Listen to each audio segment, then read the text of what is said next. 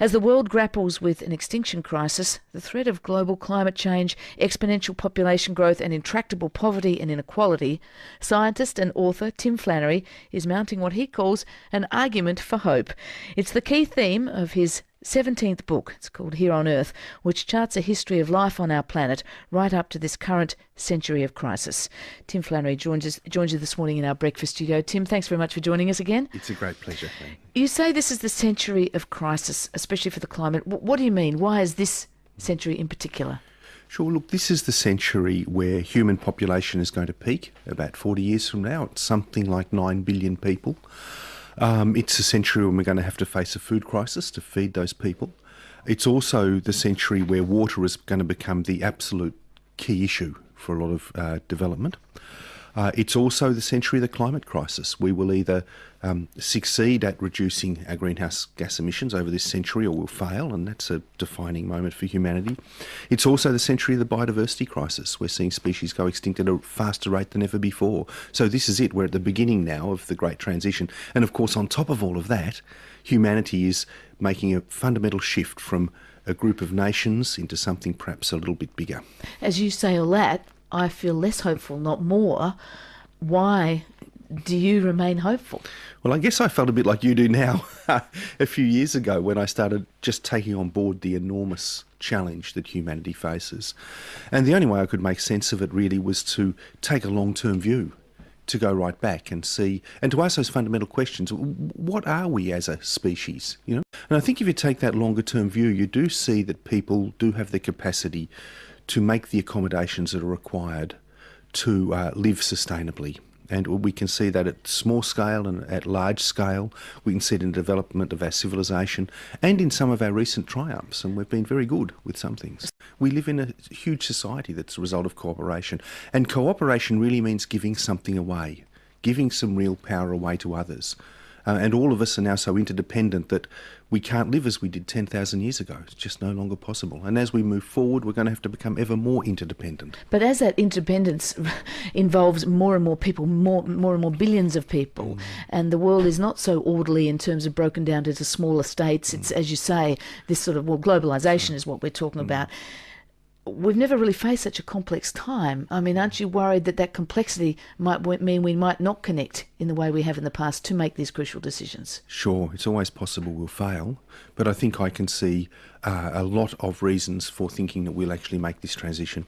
We've done it all before at smaller scale, and when I look at my children now and the way they live and the way they use the internet and the way they have friends overseas, you see that the nations are becoming less important.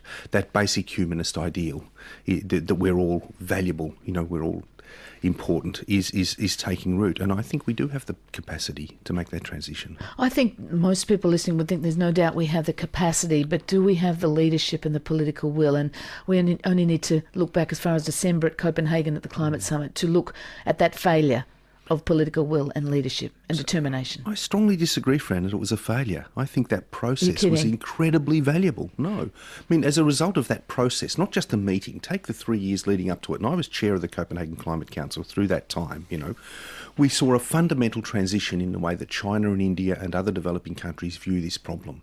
At the start of that process, they said, no, we're not going to do anything. You created the problem, you fix it. Today, China is poised to invest $750 billion in the next 4 decades in clean technology.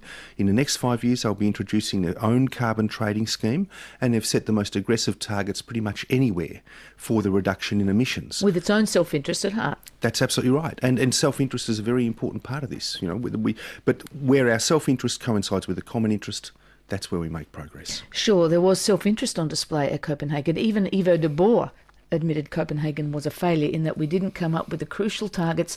I mean, there is a time limit on this. As you've said, this is the century of crisis. These decisions, this self-interest needs to be turbocharged, doesn't it? Look, what Copenhagen did was give us about 2/3 of the emissions reductions we need to avoid dangerous climate change. So we're 2/3 of the way there. We've got to pick up that other third. And that can only come from the developed countries committing to greater emissions reduction targets. So Europe needs to go from its 20% target now down to minus 30% by 2020.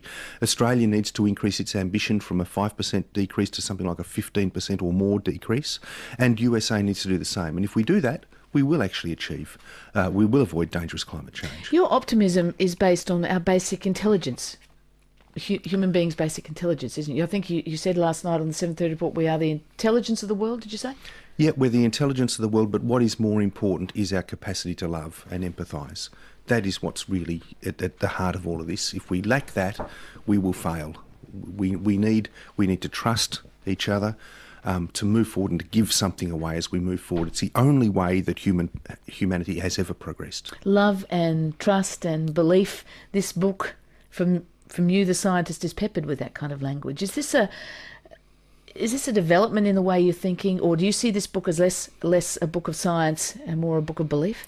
I've begun to think I've misunderstood the scientific process. The reductionist science that I've practiced all of my life is very good for answering small questions. But I learnt as I looked at the climate problem that we can't use reductionist science to examine that system. We have to create a model world, a virtual world, which is what the computer models do.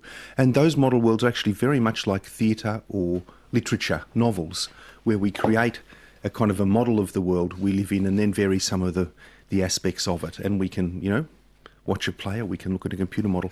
When you're dealing with complex systems, that's what you need to do. So this book is, in a sense, a synthesis of those approaches. There is a chapter in the book headed Greed and the Market, and that reminded me of a book called Capitalism as If the World Matters, a book by Jonathan Porritt. We interviewed him on Breakfast some years ago when he put out the book, which basically his thesis, let me quote him, says, embracing capitalism as the only overarching system capable of achieving any kind of reconciliation between ecological sustainability on the one hand and the pursuit of prosperity and personal well-being on the other.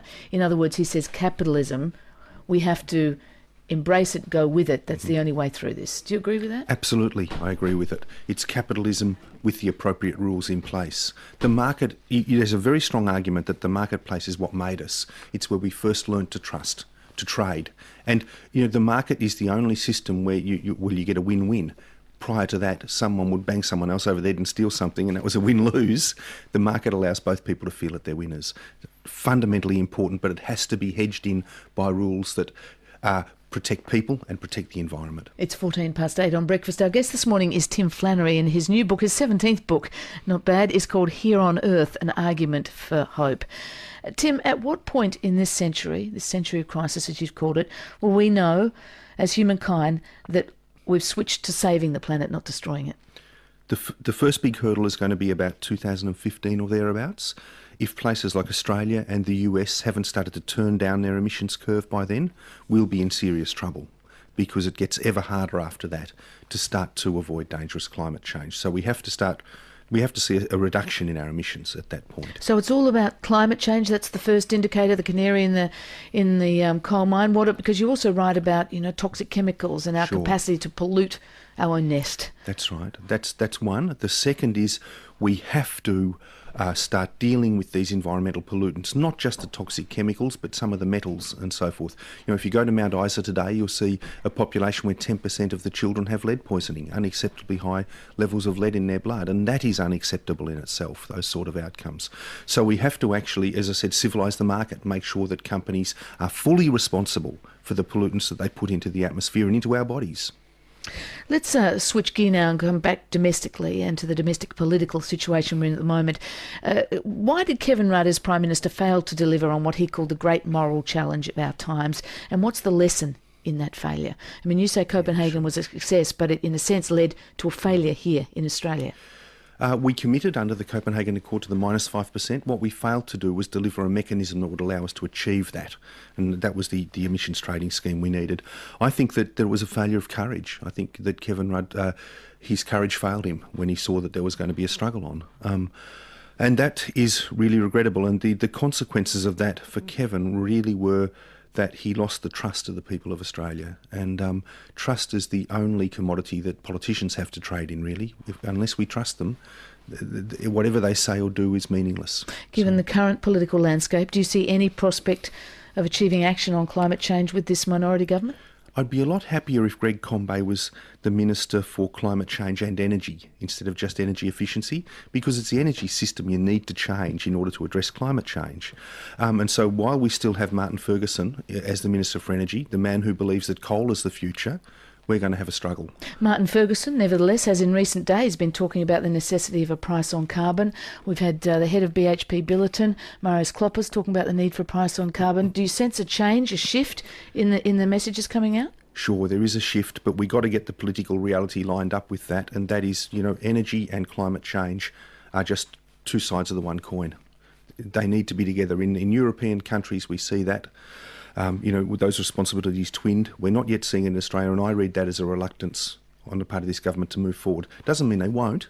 It's just going to be more difficult, and that there's still a divide in the party. Would you accept, in fact, are you looking for an invitation to join the government's Climate Change Committee?